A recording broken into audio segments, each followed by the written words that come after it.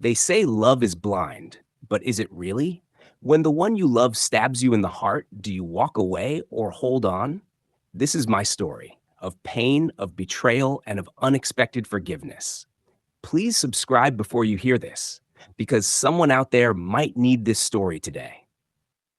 My name is Rayan. I'm 28 years old, and this is the most painful memory of my life. A memory I've never shared before. It started 2 years ago. I had just gotten a new job in a new city, Karachi. Everything felt new. The buildings, the people, the lonely evenings. That's when I met her, Ayesha. She worked in the same office as I did. She wasn't loud. She wasn't trying to be noticed. But the way she laughed, it stayed in your head. And the way she listened when you spoke, it made you feel like you mattered. We started with small talks about deadlines, office coffee, and weekend plans. But somehow, those little conversations grew from 5 minutes to 1 hour to late night chats. And just like that, I fell in love. I didn't plan it, I didn't expect it.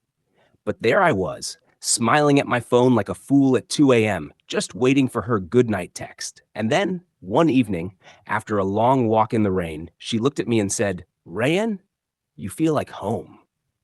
That night, under the cloudy sky, we kissed, and it felt like the start of forever. For the next year, we were inseparable. We went to the beach, late night drives, silent dinners, and noisy cafes. She met my family. I met hers.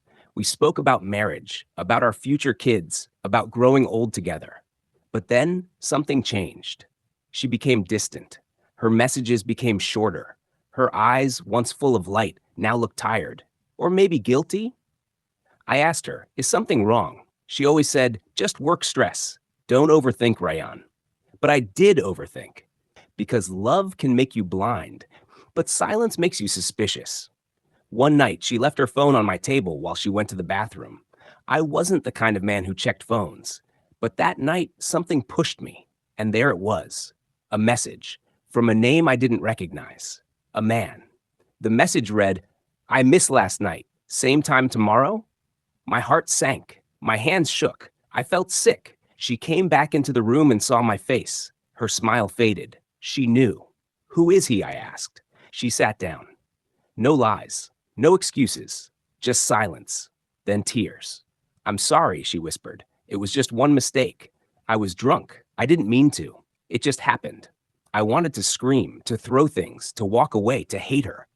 But instead, I just sat there. She cried.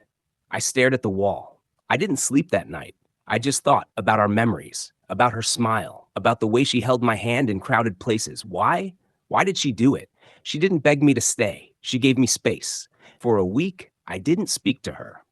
I didn't answer her messages. But each night, I found myself reading our old chats, the ones that made me feel like I was the luckiest man on earth. Was I weak for still loving her? Was I foolish for even thinking of forgiving her? On the 8th day, I asked her to meet me. She came, looking like she hadn't slept in days. I looked at her and asked, "Do you love him?" She shook her head. "No, I don't even know him." I was drunk, confused, and stupid. I asked again, "Do you still love me?" Her eyes filled with tears again. Ryan, I never stopped. And then I did something I never thought I would. I hugged her, not because I had forgotten, but because I had understood. Love is not always about perfect moments.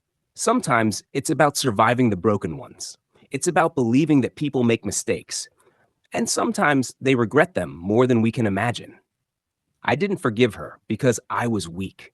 I forgave her because I was strong enough to see the pain in her eyes, because she was truly sorry, and because, deep inside, I still saw the girl who once told me, "You feel like home." It's been a year since that night. We're married now. Yes, the memory still hurts sometimes, but so does love. Love hurts, but it also heals. If you've been hurt, betrayed, broken, don't rush to walk away. Sometimes the one who hurt you is the one who needs your love the most. And sometimes forgiveness doesn't make you a fool. It makes you human. If this story touched your heart, please like, comment, and subscribe. Because in a world full of pain, maybe your love story deserves a second chance too.